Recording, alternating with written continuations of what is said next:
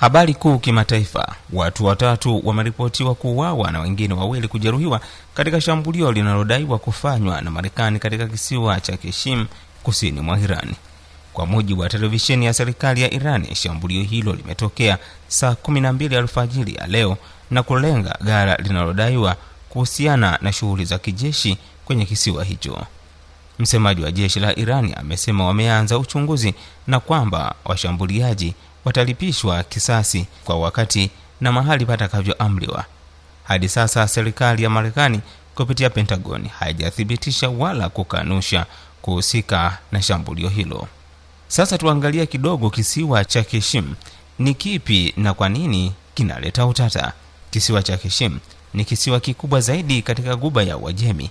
Kipo kwenye mlango bahari wa Hormuz ambao 20% ya mafuta ya dunia kupita hapo kila siku.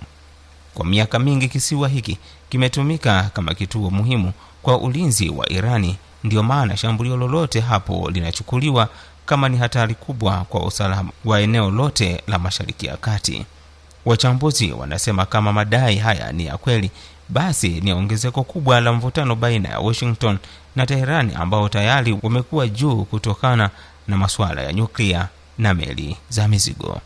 Je, hili linaathirije Tanzania? Wachambuzi wa masuala ya uchumi wanasema kama mlango wa Hormuz ukifungwa kutokana na vita, bei ya mafuta duniani inaweza kupanda, na mafuta yakipanda, basi na bei ya bidhaa zetu na nchi nzima zitapanda pia. Kwa sasa tunasubiri kauli rasmi kutoka kwa pande zote mbili. Hii ni TMA. Tukiwa na habari mpya tutakujulisha.